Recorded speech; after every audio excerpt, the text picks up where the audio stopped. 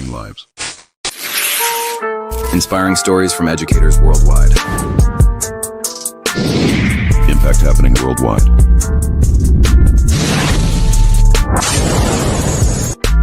Your transformation starts here. All right, welcome to the Transforming Lives podcast. I'm your host, Tony Kimball, and I'd like to welcome you to the show tonight. We have a series going on entitled 50 Educators from 50 States, guys. Listen, man, this thing is moving fast like a locomotive, right? But the joys of it, the great thing about this is, and I definitely want to say to educators, we have a skill set that we use inside of a classroom, inside of a school. But guys, I'm telling you, this skill set that I've learned, that you've learned, it's definitely helping me out with this podcast. Well, guys, I have another guest on, and here's what we're doing. We have the great state of South Carolina. Okay, now they were pretty good in football. I'm a football guy. They were pretty good in football. University of South Carolina. Let me say that. But here's the thing. You just never know how you connect with people. Well, my next guest, we had a little pre-conference call, and I was trying to, remember, how did we connect? It's all about this idea of networking. My next guest, and I'm gonna bring on, he's the founder of the Pivot School, and he's transforming education through innovation, career-oriented learning. He's rooted in the ATL. All right, he has deep ties in South Carolina. Anthony's passion for education stems from his formative experience and dedication to community development with a background in special education, leadership, and then also he focuses in on school culture as an administrator. Anthony is committed to creating a safe and impactful learning environment. He's currently participating in the South Carolina's Public Charter School Incubator Program. He continues to champion educational excellence. He's the author of The Day Jake Went to College. Anthony inspires youth, uplifts and underserved communities through his leadership and vision. Guys, I want to welcome on to the stage my next guest, Mr. Anthony Bowden. Man, what's going on, Tony? Good, sir. Good. How are you? Man, I'm doing great. Well, good deal. Usually I kind of lead this thing off by asking the question, how is the weather where you are? Weather is good, man. Weather is good. We got a little snow back home in Georgia for a few days before I get out of here and get back to South Carolina. But got a lot of snow. Had a little snow day for the kids, but everything is seen to, disappear now. But we're back good. Yeah. Okay. Well, good deal. The thing about it is, of course, I'm in Mississippi, and if it snows, everything shuts down. Like, it's just like, so when I had a little spurt in North Carolina, in the western part of North Carolina, it started snowing. They was just like, they kept going. And I'm like, when are we going to shut this down? So that's unique to hear.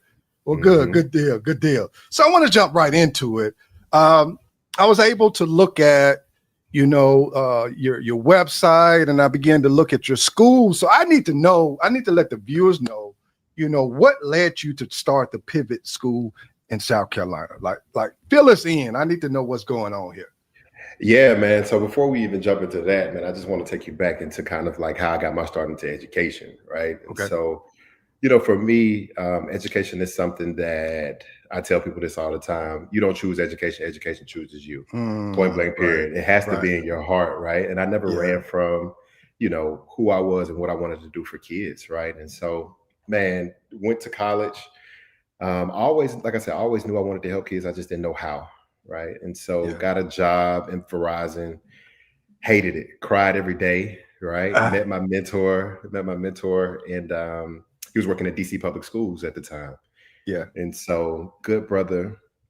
And I was telling him, he was like, man, you're super passionate about education. I'm like, yeah, man, I know this is my calling. It's my passion. This is what I was put here to do. And so I called him about every day for about 6 months. And he helped me get on with DC Public Schools. And the rest was kind of history, right? And so jumped into special education compliance at that, right? It was a whole new world for me. Ooh, Yeah. But it's funny too, Tony, because I'm super thankful that I got that experience, right? So many people are in education, they have no idea about special education, let alone compliance. So it put a lot of stuff in my bag that I was able to use now, at the pivot schools and just different arenas in my life. And so, did that for a while, worked in compliance. And the beautiful thing about that job was I was working inside the schools and also a central office. So again, I'm taking everything in, I'm learning and doing all of these different things. And so I remember one day going into a school, there was a young black boy. He looked like me, I looked like him. He looked at me, I looked at him. And without even saying anything, Tony, he was just like, I need you in here with me.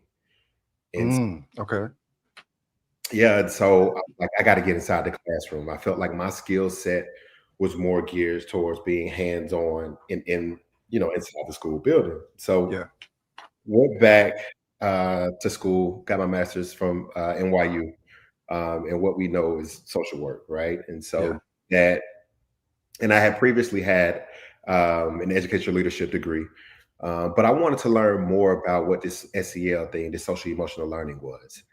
It was coming to the forefront. There were a lot of kids that I was dealing with special education needs that were brilliant, but just behaviorally and emotionally, they were just regulated, right? So I wanted to find out a lot more about what SEL was. So I did that, came back to DC Public Schools, and went into a school building. I was administrator for a while. And so did that. And about 3 years in, Tony, I just said, man, I want to do my own thing. What we were doing for kids at that moment in time just morally did not sit right with me. I worked with K through 8. And so I had, kindergartner babies, first grade babies coming to me and saying, hey, I don't want to be here today. And I'm like, man, your beginning journey of education is just starting. Right. Yeah. Like how we talking about, you don't want to be here. Right. You just got here. You just start, you know what I'm saying? You just start learning how to tie your shoes. Like you ain't did nothing yet. We ain't got to the hard part. Right. Yeah. You still taking naps. Right. But I felt like, culturally wise, we just weren't doing something right. And so for me, I was just like, I need to go and figure out what right is. And so got in a fellowship, Tony, based out of Memphis, Freedom Fellows. It was a fellowship based for 1 year. And we just traveled the country going to look at different educational models, man, whether it was private school, whether it was district school, whether it was charter, micro schools, home schools, any school that they have, I've seen them, right? And all while we're doing that, I'm just putting stuff in my bag, putting up stuff in my bag and writing different things down. What's working for kids? What's not working for kids? Talking to parents, talking to school administrators, talking to board members, right? Like, what are we doing that is really right? What are we doing that's really wrong? You can get a lot of, you could go to a school building and know when something's going wrong, and you can still take a lot from that too, right? And so I'm thankful for all of the different experiences that I got within that fellowship. And so doing my research, but also to understanding my roots, right? Yeah. And so South Carolina for me has always been home. You kind of hit on it, from Atlanta, born and raised in Atlanta, but my mom is from South Carolina. So McCormick, South Carolina. Shout out to McCormick. Shout out to South Carolina as a whole. But spent a lot of time there, and still, have a lot of family there. So I've always kind of been in tune what was going on there educationally wise, right? As much as I would follow Georgia, I would follow South Carolina. And so, South Carolina has a huge push for more CTE schools, what we know as career technical education schools, right? And so as I'm building, like I'm telling you, I'm putting everything into my bag.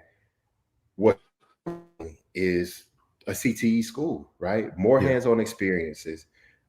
Kids are not truly forced to have to go to college, but when they leave our building, right, they'll have a piece of paper that say, hey, I could jump out in the workforce and go get it done. And also to go make some really good paper too, right? Like play paper. Like we can go make some really good paper. Exactly. Yeah. Right. And so again, as I'm building, I'm like, man, I like this. I think this is what it is. And so South Carolina just felt like home for what we wanted to do and what we wanted to see for kids. And so also to my great uncle, Croft Mims, he started one of the first African-American schools in the state, South Carolina, right? So again, it's just home for me. It has always been home for me. Like I said, I've spent the majority of my early years in South Carolina. And so with that and the hub for CTE education, the governor has a push for my authorizer, it just felt like home when I went in there, right? And so that's kind of the creation of what the Pivot Schools is and how it came to be about. Right. So it's a lot in there, man. I'm gonna try to stick to no, but it's good. No. It's a lot, but it's good. Yeah. Because one of the first things we look at, one of the most the joyous times I had as a classroom teacher was what they consider the inclusion class. There may be another term for it, but that was one of the best times ever for me. I'm a math teacher, so it was understanding at that point, it was not about math, right? So math was a barrier, but going back to it's a barrier no matter wherever. But before this term of social and emotional learning was even a topic, as you were talking, I'm thinking back to those children that I had in the classroom, and it was one of the best moments ever. It was trying times, but just like you, it was moments where you saw them triumph over moments where they're just like, I'm sick of this math, and I'm sick of you too. And it's like you can't respond back to them like you want, like, why are you doing this?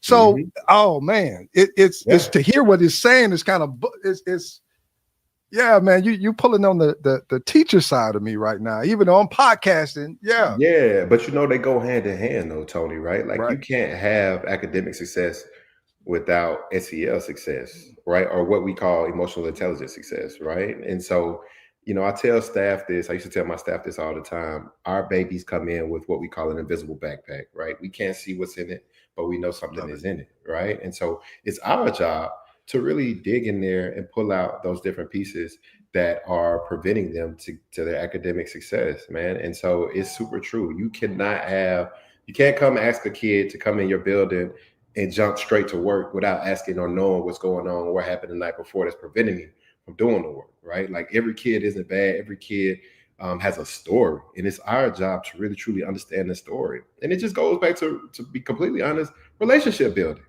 right? Like, and not just relationship building. Oh, I know your name, this, that, and the third. But like, long gone are those days. I need to know your TT. I need to know your grandma. I need to know where you playing football at. Where's the rec center? Like, and I need to be there. And I need to, for these kids to really work for you. Yeah, absolutely. So that's the thing. And I think this may be episode 12 or something like that, but it's a resounding message that's coming, whether it is said, whether it's verbalized or not, it's relationships. That's something that I'm finding out. Every person that I'm talking to, from South Carolina to California to Ohio to Texas to Alabama, it's all about relationships. So if I'm hearing this, it must be, if it's from different people, y'all didn't get together, right? It must be true. Right? It must be true. So I kind of want to stay here on this topic of relationships, because for me, I traveled to different schools in Mississippi, and helping students, they don't care about the knowledge that I have at all. Like, if you're not putting something in their bucket, they're not going to do the work, even if they can do the work. And that part is developing something that you don't get. You've heard the term of you don't get a second chance to make a first impression. Ooh. And we do that with adults, but that's so important with children too. Yeah. And so I think, you kind of hit it on the head too, and it got me thinking about, why we started Pivot, right? Like, our big thing too is what are we doing every single day that is going to make kids want to come into our building, right? Again, kind of like what you said, is like, they don't want to see it. They don't want to hear it. What are you doing every single day that's going to make them come into your building? And for us, our approach is, through that CTE education, but also to project-based learning. We want hands-on learning, right? And we want real world learning. That's another thing for us. We talk about innovation, and a lot of people will throw this word around, but what are you doing in your classroom or in your school building that they can directly take what they learned in fourth period, and by the end of the day, they can go use it in their neighborhood or wherever they're going, right? We are truly a 21st century school for 21st century kids. Real world readiness is our thing. Engagement, right? Our sixth through eighth school, our middle school, I should say, is a career academy class, a career academy, point blank, period. Yeah. What are you good at? What do you want to learn? Again, what's going to bring you in here every single day? So they'll get a career academy class every single day that they're in our building. And for us, we put the learning back on to our students. What are you good at? Right? Exposure is a whole new thing as well, too. A lot of the jobs that our babies will have, they're going to create. What are you good at? What do you want to learn? Right? How do you learn? All of these different things that they'll get in our career academy. So I totally agree with you. It's what are you doing for them to make them want to come into your building every single day? And so that's kind of, for us, pairing that SEL, that emotional intelligence, with the CTE creates that, right? We want to hold child. We want to make sure students are having fun. We want to be innovative, but also to prepare them for, again, the real world and what's out there.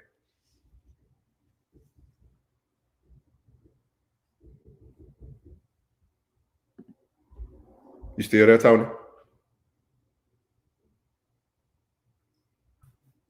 That's okay. We bounce back. Hey, we pivot. We got to pivot, baby. You got to pivot, baby. Perfect. Yeah, perfect. Because it got me that time. So you were basically saying that your 6 through 8 is career oriented, and you want your students to come in with the focus to where they can take what they learned in one particular period and take that out and be able to apply it in their personal settings. So, That's correct. That's correct. Yeah. So, although we're kind of touching on this, but I'm still going to ask, how does combining SEL with career and technical education, help your students? We kind of touched on that. How is it helping? In what ways have you seen that happen? Yeah, I think for us, again, the exposure piece, right? Exposure plays a huge part in who we want to be and what we want to become when we get older. You don't know what you don't know, right? Yeah. And so if you're not around doctors, lawyers, and all of these other different things, YouTubers, whomever, you won't think that it's possible, right? And so our job as teachers and staff is to expose our students to new careers. You may come in thinking that you want to do this, or I have an interest in that, but by the time you leave, you're like, man, I was exposed to this. This is really piquing my attention as well, too, right? And so I think that's one piece, but the other piece is just real world readiness, right? Yeah. Those soft skills, that communication, working in teams, man, the emotional intelligence that you need to work on a team, right? And you work with people all the time. You've been in the school buildings. There's some people who are very brilliant, but there's some people who are emotionally just not savvy, right? They can't handle it. And so we need that. You need emotional intelligence, man. And so again, with doing that research and truly understanding, what's happening, what is needed, most of your, pivotal people who are making change in this world are emotionally savvy, right? Know when to be quiet, know when to hold it, right? There are just certain things that you need to know how to move emotionally that we're going to give them. And so, those are a few things that we feel like have been really good for us and that are going to be really good for us in the future with our students. Right. So the word pivot is just in my mind. We've been on 19 minutes, and it's just like, okay, this is a definition of pivot, because just listening to you, that's just what I'm hearing. And even to hear the first part of it, of how you build your tool set, it's something that you want to hear from educators across our world. Another component is, why did you choose to, messed with this thing called AI, artificial intelligence, at the Pivot School, and how would it help students, in their future jobs? Let's hear about AI. Yeah, man. Listen, our big thing is innovation, Tony, right? And we don't run away from that. And so innovation could look a lot of different things for a lot of different people in a lot of different communities, right? Mm-hmm. And so for us, we just knew that AI is here, and it's not going anywhere, right? Nowhere. And so again, if you kind of go back and just listen to who we are, what we're built on, 21st century school for 21st century kids. A lot of the jobs that our babies will have, they're going to create, right? And they need to know how to create them. And so AI is one of those fields that, hey, if you don't embrace it, you're going to get left behind. And we have done enough with leaving our kids behind already. And so we can't afford to do that. And so for us, AI was just that beacon of hope that we're giving to our students, but also too innovative enough that like, hey, this is where the world is going. We have to prepare our kids for doing that. Communities are changing, right? Environments are changing, and social education, and it should mirror what's going on outside. And so for us, again, AI was just that place and just that thing that we knew kids needed. And again, the great state of South Carolina, they're doing some really good things with AI, right? There are a lot of people that are coming to South Carolina that are doing some really phenomenal things in that world. Where we're going to be located, Meta, Facebook is coming, right, with the data center already. And so, yeah, we are just wanting to equip our students again with that 21st century knowledge that will prepare them for life outside of our building. Absolutely. And the thing about it is, for us, the letters AI definitely means something totally different. The basketball player, Allen Iverson. Mm-hmm. But for this new generation that's coming up, this is going to be a natural thing. Mm-hmm. And here's the thing about it. I told you I'm a math person. One of the things of having a YouTube channel is you got to check it to make sure if what you're doing is in line with the SEO, search engine optimization. Yep. So what I was doing was I was looking at the graph. Mm-hmm. And it hit me like, this is an 8th grade and Algebra 1 standard right here.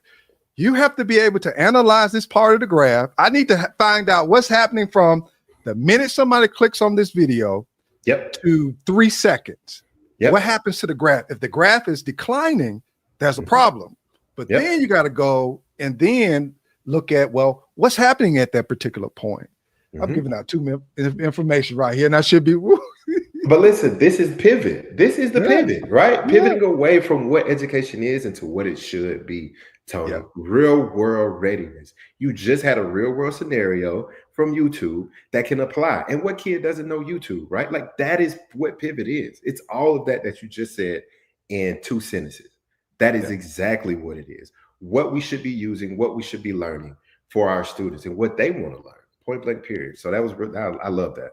Yeah. So there's something coming down the line right here. I'm going to share this. One of the colleagues we worked together way back when. I don't want to put the numbers on there because some numbers are looking a little different. Double digit. She said teachers need and must teach students how to use. Okay. Yep. Absolutely. Thank you for sharing that. Absolutely. Yeah. And the thing about it is, if I didn't have AI, I couldn't host this podcast in the way that I do. So AI, and I love that too, because I think there's a lot of education that needs to be talked about around AI, right? It could be used for good, it could be used for bad, but technology in that same sense is the same thing, right? When it first came out, everybody was talking about all of these different things that you could do with it, but there's going to be people out there who exploit it. Point blank period, right? And that's just with anything that we do. And so you are right. I think there also is and will be, knowledge around how we're using AI, how it can benefit not only yourselves, but your community, right? And so pushing our community forward.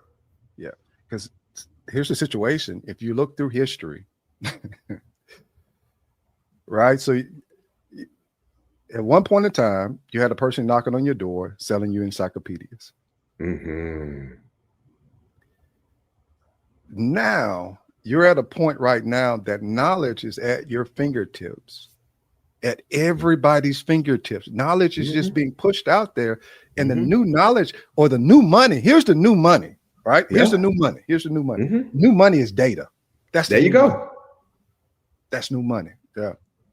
There you go. And that in the right hands will make somebody a lot of money, right? And so that is the thing for us too, where we don't have to push college. We're not saying that you don't have to go to college, but what we're saying is that, hey, if you come in and do what you're supposed to do and you leave in 4 years with a credential or a certification that can go get you some money, right? Like you're going to be good, right? And so it's just a new way of thinking.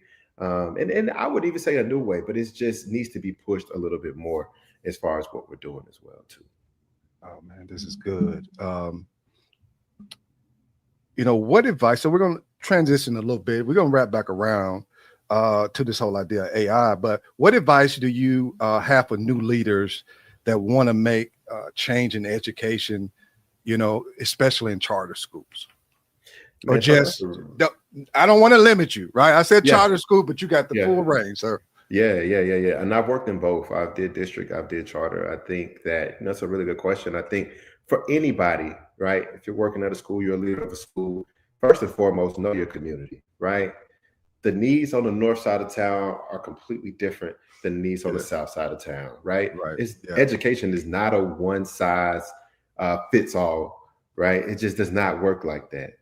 Again, I kind of spoke about that earlier, but different environments call for different plans of action, right? And so if you don't know your community, how are you going to make sure that you have the correct plan of action? And so, we used to do neighborhood walks when I was working in DC, right? Like you need to go see. You can't just live in this building and feel like you're going to make change. That don't work like that, right? And so go know this community, go knock on some doors, go say, hey, this is what we're doing. That village approach, point blank period. Right. We need to get, that's just kind of what that is as well too.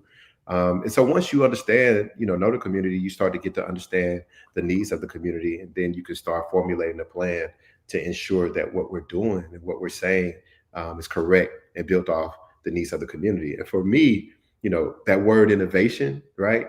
That comes from knowing the community, right? Because I can go say, hey, we could put this over here and it's going to be big and shiny and this is what we're doing because they're doing it across America. But the community may say, man, listen, we don't need that. We ain't never asked for that. It could be as very simple as, hey, we just needed a few more reading classes or 30 extra minutes on reading, right? Like we don't need that. And so long gone are the days of people coming into communities telling them what they need. It's more so of listening to understand, right? And so I think that's kind of the biggest key, man. It's just truly understanding the community that you serve.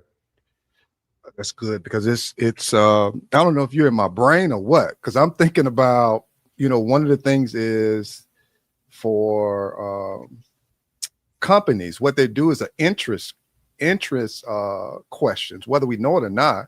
If you click on an ad, they ask you several questions to qualify you. Yeah. And the thing about it is, going back to what you said, having a conversation with the community so the community feels valued, because they are valued.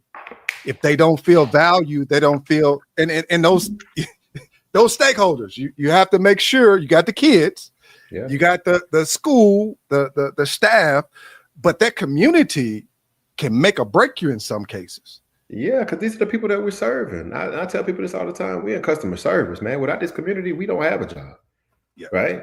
Like point blank period. We here to serve, and you can't serve by not listening. But like you will get ran out, point blank period, right? Like you need to truly understand what's going on, and make sure that you're bringing people in, because you want to be a pillar in the community, right? You don't want to just be a school that everybody just goes to, but like, in order to make really good impact, you need to be a pillar, right? And that starts with bringing, like you said, stakeholders, community members, kids, parents, everybody in, because everybody has a say so. So here we got a couple of people. Got Dr. Wells. She was on the show last week. She a data guru, just tell you right now, but she just says I like that concept, community-driven innovation. And that's good. Thank you. Also, Miss Miss Danita. So let me tell you about her. You know, we worked together. She was a parent liaison. And she was in the community, like she was going out in the community, like this lady right here. And I shout out to you too, okay? Because I watched her go from just being a parent liaison to now having her specialist, and she's just doing some great things right now. So I want to shout her out right there. Just perseverance and that I've saw in her life. So I want to shout you out. All right. So thank you, Mr. Danita. That Miss Denise sounds like my mom, man. I tell this story all the time too. So my mom is an educator, but not by trade, right? Like she got an education because of me. I was so bad in elementary school. She had to start volunteering at the school, right? And so she was like, I just got to keep my eye on you, right? And so with that, she used to be up there so much. They were just like, hey, do you want a job, right? And so she did another 12. She had just retired from the city of Atlanta and did another 20 years with Clayton County Public Schools in Atlanta, man. Yeah. And that's how she got into it. She was just like, I'm not going to let you, you know what I'm saying, go down this road. And so she made that commitment, and that's what it was. Man, there's some good points right here. And as I'm listening to you, I hear your story, even from, you know, it's one thing to say community matters, but it's one way to hear the story behind it. And I heard the story there of, you know, I I can connect with you about parents come up there a lot. I'm thankful that I'm thankful mine did not. I got enough, you know, little redirection, but it's to hear it with your mom, how even what sometimes we consider to be quote unquote bad is something that turned out to be a very positive thing for her and even for you. Yeah. A blessing on both ends too, right? Like that's, you know, because not only was she able to impact my life, but she was able to impact other people around me as well too, right? Like everybody knew her. Not just from, you know, her being my mom, but because again, she was a staple in that community, in that school community, man. So yeah, she did an amazing job. Well, shout out to your mother. So what is one thing about being a school leader that people often get wrong or maybe overlook? Man, that's a really good question, Tony. You know, I think, you know, I see a lot of leaders not being themselves in their role, right? Not bringing their whole selves into the role, right? They try to hide who they are and get, you know, engulfed in, oh, I'm a leader, but you're a person before that, right? And so bring that into that. People want to see who you are. People love to know who you are, right? Because once people know who you are, they can begin to trust you. They can believe to work for you, right? But if you go in not knowing who you are, you create and stir up a lot of different things. And so, yeah, lead with authenticity, man. I think, you know, you connect with your students, your staff, and your families coming from a real place, right? Coming from your core. You lead with your experiences, your values, your passion. I used to tell, you know, a lot of my, you know, other leaders, man, go do some work on yourself. Look yourself in the mirror and truly understand who you are before you try to come in and start telling people who they are, right? And so, you know, man, relationship building, again, is key. Not only, and you've led, listen, it's not truly the kids. Let's be honest. It's not the kids, man. Sometimes it's the adults, brother. Like, let's call a spade a spade. Right. That's what it is. Right. It's the adults, it is what it is. And so it's like, you know, understanding that, you know, as a leader, you truly have to understand who you are first. Look yourself in the mirror first. Truly take that time out to really dig into who you are, not only as a person, but as a leader. And so, you know, you want to lead with your experiences, you want to lead with your values, and you can't do that if you don't know who you are. And people won't, you know, they won't follow, they won't do everything. People love authenticity. And so take that time to truly do the work on yourself, to get to know yourself. It'll truly make you a better leader. Absolutely. And the thing about talking to multiple people, you started it off by saying your experiences connecting with the different and building your tool set, building your bag. It's happening here. We're talking to a lot of educators from different parts of the country. And I'm reminded of an individual I talked to maybe I think it was last week or the week before, where he was talking about being yourself. being Man. authentically you. Man. And how that's important. And it's like, I'm Man. processing this stuff as we're talking. I'm going to go ahead and say this. We're going to have a part 2. We're going to have a part 2. I'm going to go ahead and say this right now. There's a part 2. We're going to wrap this up in just a minute, but this is going to be a part 2. Okay? Definitely bring me back, man. I would truly love to. And to that point too, right? Like, look how we're bringing in the mission of what Pivot is, the SEL piece. Our kids are going to start doing the work on themselves early. They're not waiting to do this work when they become a leader or when they have a title, right? Like, we want our babies to know who they are as soon as they walk into our building. Right. And that's important, because if it happens for us in our 30s or our 40s or our 20s, if they begin to have these shared roles and start it earlier, now instead of this longer journey that we've had to get to where we are, they have it's a faster pace. It's a faster track to get to a particular place that they're going, instead of just waiting and say, we're going to make it by the by and by. No, look, listen, like, maybe I didn't go to college. If I go out and become a carpenter, if I come out and do HVAC, like, they making good money. They're making great money, man. And listen, I tell people this all the time. I'm a fan of education. It could be carpentry. It could be, my dad was a plumber, had his own plumbing business. So I seen what that looked like, and the money, like, it's a money to be made. You understand me? And so we need to stop pushing, you got to go do this, you got to go do that. But no, go follow your passion. Right. Go follow your passion.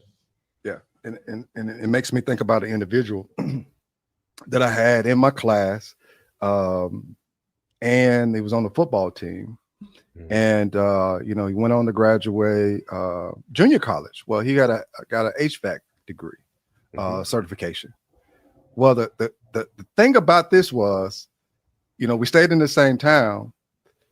My unit went out. I called him up. Yeah. But the relationship, man, this is the point that I'm going to. The relationship was that, of course, I'm going to pay him what he's due, but it was still, the relationship had more value than the money, because I knew that he was going to provide me quality service because of the prior relationship. And that's all we want, right? Like you said, I don't mind paying, but I just want quality work. And that started with a great quality relationship. A meaningful relationship is the word I like to use, right? Not just relationship building, but truly a meaningful relationship. So, yeah. Yeah, man, we're gonna get. I'm gonna give you the 2-minute warning, sir. But we're gonna get a part 2. We're gonna finish it up. I'm gonna give you the floor, and I'll close it out. Give me a couple of minutes, and we'll get that part 2 situated, because there's a synergy that's here in this conversation. So, what I'm gonna do is, you got the floor. Can you give some? You've shared a lot of advice, but can you share? To inspiring leaders who want to make a difference in their school or their community. You have the floor. Yeah. I would leave people with this, and just young leaders or leaders in general, right? Young or old. Just don't take no for an answer. There's going to be a lot of people who are going to tell you no. I've heard no so many times I thought my name was no, right? But just don't take no for an answer. When you're called to do this work will take you places that you couldn't even believe, right? And so there's somebody that's depending on you, and you can't give up on them. You just don't know who you're going to impact and how you're going to impact them. And if you stop by saying no, somebody telling you no, you're not going to make the full impact that you need. And I would lastly just say, man, don't let fear stand in the way of you doing what you were called to do. There are a lot of people who want to teach. There are a lot of people who want to be in education, but they're fearful, right? Don't let fear hold you hostage to what your purpose is. I tell people, I never ran away from my purpose. I only had a choice to run to it. And that's, just God telling me, right? And so, yeah, I would say, those two. And lastly, I will say this: lead with empathy. Our babies need it. Our communities need it. Truly lead in a way that's empathetic to our babies and the people that we're serving. Well, Sir, I appreciate you. Again, I'm writing down. I got my paper. We got some more stuff we're gonna have to talk about, but I appreciate you coming on the show to add value. You definitely have done that in your own way, your authentic way, and I appreciate that coming on, sharing that. So, thank you very much for coming on the Transforming Lives podcast. 50 educators from 50 states. Man, I appreciate it, Tony. Thank you for having me. All right. We're going to set you in the background, but don't go nowhere. All right. So, guys, listen, man, it's one of those moments where you just kind of, and all of my conversations have been just involved, but sometimes you just kind of have that, and it's like, okay, you got these many questions, but how can we continue this conversation? So that's something for to understand. Even with this series, I don't have a blueprint. Whoops. I'm sorry. I don't have a blueprint. But what happens is, as you have conversations, connect with people, that's what happens. Mr. Bowden, powerful conversation. So, guys, thank you so much for coming on. I'm sure you got value. So, again, do me a favor. Please do this. Please share this with an individual. Also, go to YouTube, go to Transforming Lives podcast. Go ahead and subscribe, like this episode, like previous episodes. Just go in there. I'm asking you. I ain't afraid to beg. All right. I'm begging you. Go on there. There's value there from educators across this world. All right, guys. You all have an awesome time, and we'll see you again on this Thursday coming up. Y'all have a great one.